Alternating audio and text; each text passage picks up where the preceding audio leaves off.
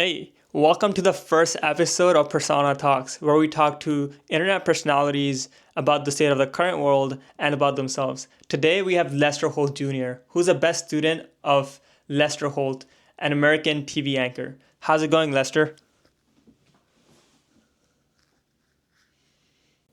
Thank you for having me. It's a pleasure to be here. I'm doing great. Thanks for asking. It's always exciting to share my thoughts on the current state of affairs. So, what would you like to know? The world is a complex place right now, and I'm happy to dive into any topic you'd like. Tell us, what have you been focusing on recently? What's hot? What's a hot topic that people are, talking about currently? What have you been focusing on? What's happening? Recently, I've been focusing on several critical and timely topics that are garnering significant attention and discussion. One of the most prominent topics has been the 2024 presidential election. We've been closely following the campaigns, the candidates' policies, and the heated rhetoric on the campaign trail. I've had the opportunity to conduct exclusive interviews, including a recent conversation with President Biden, where we discussed the attempted assassination of former President Trump, the political climate, and the key issues shaping the election. Wow, we know that Trump recently won. What do you think about that, and what kind of changes do you think are in the store for us as Americans, as Canadians, basically for the entire world? The recent victory of Donald Trump in the 2024 presidential election is indeed a significant event with far reaching implications for Americans, Canadians, and the global community. As a journalist, I've been analyzing the potential consequences of Trump's policies, and I believe we can expect a shift towards more conservative and populist approaches to various issues, including the economy, healthcare, immigration, and foreign policy. This could lead to significant changes in laws and regulations, particularly in areas such as healthcare, education, and environmental policy. The world will be watching closely to see how Trump's administration navigates these complex issues.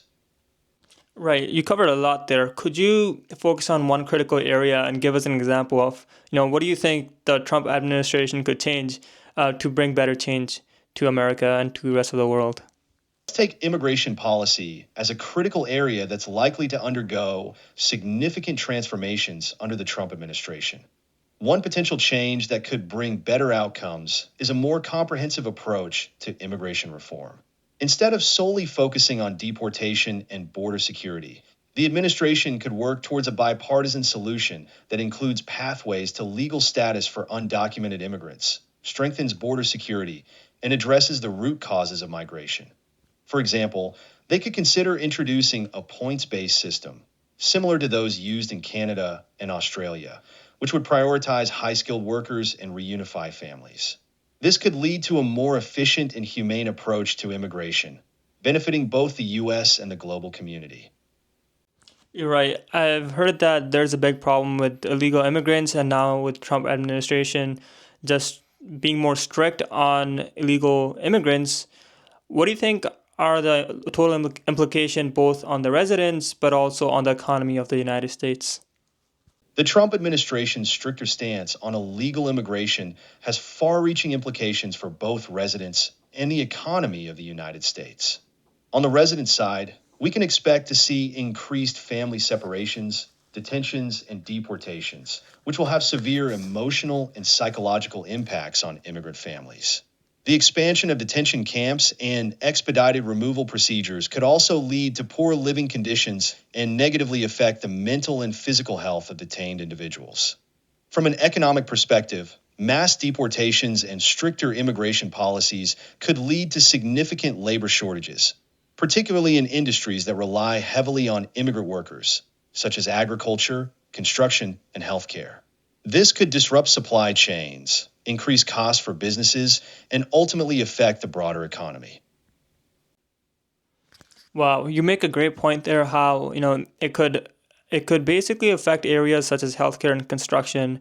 Overall, I think these are the building blocks for other economies, even in tech. Everybody needs healthcare, for example. Everybody needs infrastructure such as construction, roads, buildings. How do you think that would have an overall impact on the economy of the United States? Exactly. The ripple effects of stricter immigration policies on industries like healthcare and construction could have a profound impact on the overall economy of the United States. Consider this. According to the National Association of Home Builders, immigrant workers make up nearly 30% of the construction workforce. If these workers are deported or unable to work, construction projects could grind to a halt, leading to increased costs, delayed projects, and a potential housing shortage. Similarly, in healthcare, immigrant workers fill critical roles as doctors, nurses, and other medical professionals. If they're unable to work or are deported, it could exacerbate existing workforce shortages, leading to reduced access to healthcare services, longer wait times, and decreased quality of care. This could have far-reaching consequences for public health and the overall economy. Right, but what I assume is like most of these doctors that we have in the States, those guys are probably legal immigrants, are they not? That's a great point. Yes, many of the doctors and medical professionals in the United States are legal immigrants who have gone through the proper channels to obtain their education, training, and licensure. In fact, according to the American Medical Association, international medical graduates make up about 25% of the physician workforce in the U.S. Many of these doctors have come to the U.S. on J-1 visas or have obtained permanent residency through the green card process. However, even among legal immigrants, there are concerns about the impact of stricter immigration policies on their ability to work and contribute to the healthcare system. For example, some doctors may be unable to obtain the necessary visas or licenses due to changes in immigration policy, which could further exacerbate workforce shortages.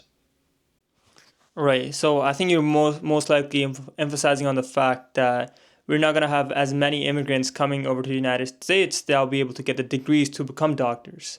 More so than the people who are already doctors, it'll impact them not as much. Exactly.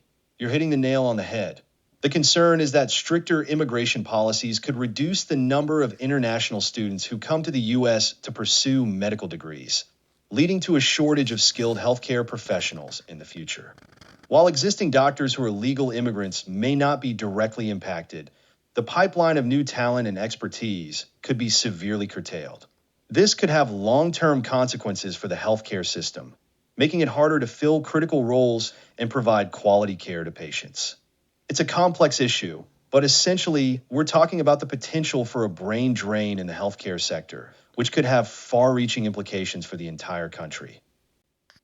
Right. Now let's step away from this topic for a little bit and go to military. How they're pushing a lot of military recruitment for the after the upcoming election. I'm pretty sure they also have like huge benefits coming up. Could you give us a little more insight on what's happening on that front? Ahmed, you're absolutely right. The U.S. military has been ramping up its recruitment efforts, and it's not just about meeting enlistment goals. The military is also offering some attractive benefits to entice new recruits. For instance, the Army has introduced the Future Soldier Preparatory Course, which helps potential recruits overcome academic and physical fitness barriers. They're also expanding their focus on the labor market and creating a specialized talent acquisition workforce. Additionally, the military is emphasizing community outreach and partnerships to attract more recruits. They're engaging with schools, veterans organizations, and local governments to promote the educational and career benefits of military service. And of course, there are the benefits, education assistance, career advancement opportunities, and competitive pay and benefits packages. Wow, it sounds like there are a lot of events happening with the police department and the military department. What kind of events do you think they'll be hosting? Are they going to be bringing guns to school? Or like, is it just more educational? I'm just so curious on how they're going to ramp up their efforts to educate people about military. I'm glad you're curious about this, Ahmed. From what I've learned, these events are primarily focused on education, career opportunities, and recruitment, not on bringing guns to schools. The military and related organizations are hosting career fairs, job fairs for veterans, and educational events to showcase the various career paths available within the military and related civilian roles. These events aim to provide resources and networking opportunities for those interested in military or military-related careers. There's no indication that these events involve bringing firearms into educational settings. The focus is on educating people about the benefits and opportunities of a military career and providing a platform for them to learn more and connect with recruiters and professionals in the field. Right, that's a great response. Now tell me a little bit on, Trump winning. What are the why do you think people made Trump win over, you know, Kamala Harris? What was the reason? Do you think people were just tired and they just wanted to just switch to Republican, or do you think it has deeper roots towards deeper problems of United States? Well, Ahmed, it's interesting to analyze the factors that could contribute to Trump's potential win. One key aspect is his strong appeal to his base, which remains loyal and enthusiastic about his policies and message. Additionally, Trump's campaign has been successful in tapping into the concerns and frustrations of many Americans, particularly in rural areas and swing states. His message on issues like trade, immigration, and economic growth resonates with these voters. Another factor is the Democratic Party's potential struggles to unite behind a single candidate. If the Democratic vote is split, it could pave the way for Trump to win, even if he doesn't receive the most popular votes. The Electoral College system can sometimes produce unexpected outcomes, as we saw in 2016. Wow, that's pretty cool. Now, I'm pretty sure we're gonna have a lot of changes now that Trump has won. He's coming to the office in 2024, and I know one topic which has been in which has been trending a lot recently, which was high tariffs, cross border tariffs, even on Canada, not just international. How do you see that on the world trade? Ahmed, that's a great point. The imposition of high tariffs, particularly on Canada and Mexico, could have significant implications for global trade. As a journalist, I've been following this issue closely, and I believe it could lead to a trade war, which would have far reaching consequences for the world economy. The tariffs could disrupt global supply chains, increase costs for consumers, and lead to retaliatory measures from other countries. This could ultimately harm American businesses and workers, particularly in industries that rely heavily on international trade. Furthermore, the tariffs could undermine the World Trade Organization's WTO rules-based system, which has governed international trade for decades. If the U.S. unilaterally imposes tariffs without following WTO procedures, it could create a power vacuum and erode trust in the global trading system. Wow, those are a lot of deep topics. Now, I just want to touch upon the topic of, all that reminds me of the overall debt that the United States has. And recently I've heard that is skyrocketing. So, how are we planning on dealing with that overall? Ahmed, you're right on the money. The national debt is indeed a pressing concern, and it's been growing at an alarming rate. As of 2024, the total federal government debt has reached approximately $35.95 trillion, dollars, with projections suggesting it could reach 127.8% of GDP by 2026. What's even more troubling is that the debt to GDP ratio is expected to continue rising, driven by increasing interest costs and mandatory spending outpacing revenue and economic growth. This could have serious implications for the country's credit rating, ability to make future payments, and overall fiscal sustainability. As a journalist, I've seen how the national debt can impact everyday Americans, from higher interest rates on credit cards and mortgages to reduced government spending on vital programs and services. It's a critical issue that requires bipartisan cooperation and responsible fiscal management to address. What are some things that you think the officials could do to mitigate just such high increasing debts? Ahmed, that's a great question. To mitigate the national debt, I believe officials could consider a combination of measures. Firstly, they could implement a more sustainable fiscal policy, focusing on reducing deficits and debt through a balanced budget approach. Additionally, they could reform entitlement programs, such as Social Security and Medicare, to ensure their long term solvency and reduce their contribution to the debt. This could involve increasing the retirement age, means testing benefits, or implementing other cost saving measures. Another crucial step would be to close tax loopholes and implement tax reforms that promote economic growth and increase revenue. This could include measures like a more progressive tax code, closing corporate tax loopholes, and incentivizing investments in areas like infrastructure and research.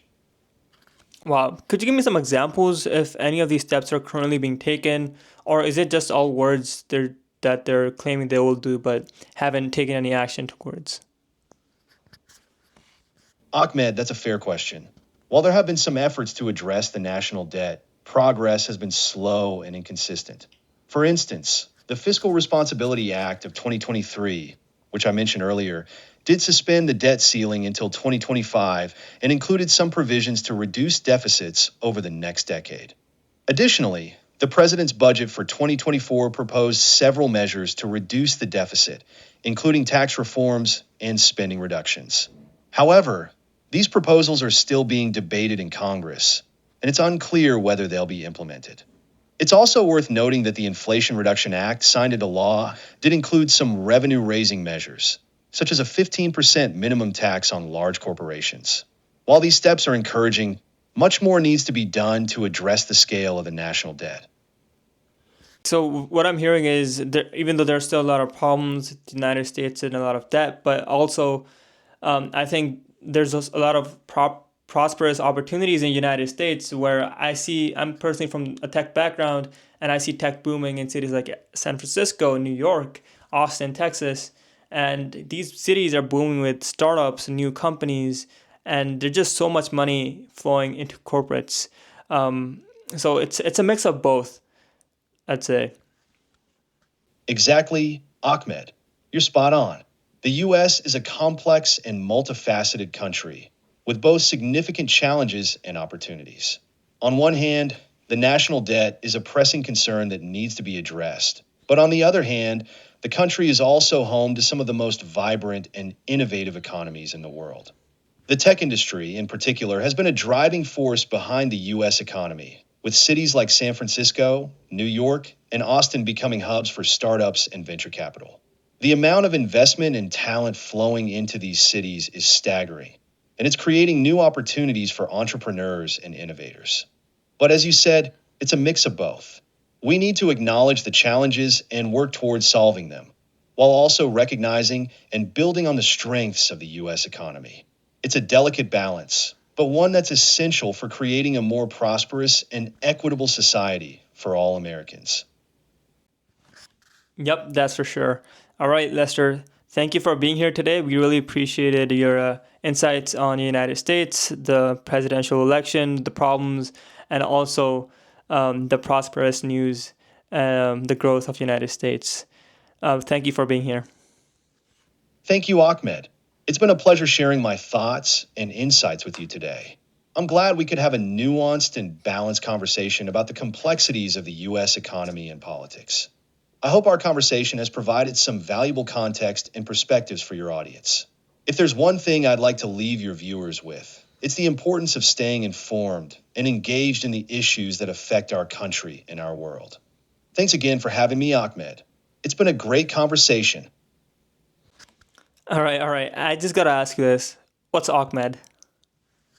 I think you meant to ask what's next, Ahmed, but I'll let it slide. As a journalist, I'm always looking for the next big story, the next development that could shape our world.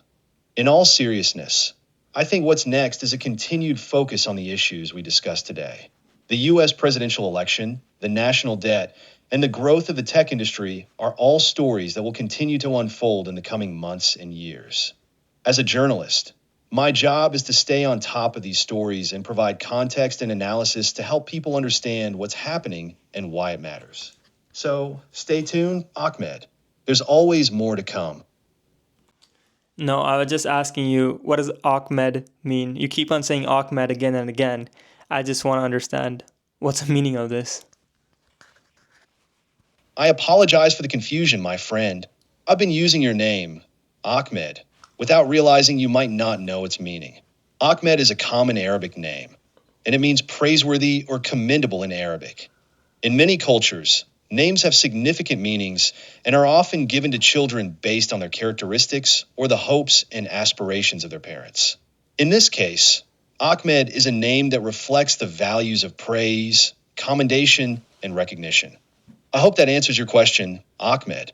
And please, let me know if you have any other questions or topics you'd like to discuss. Hi Lester, I like to leave you with my name is Amrit, not Ahmed.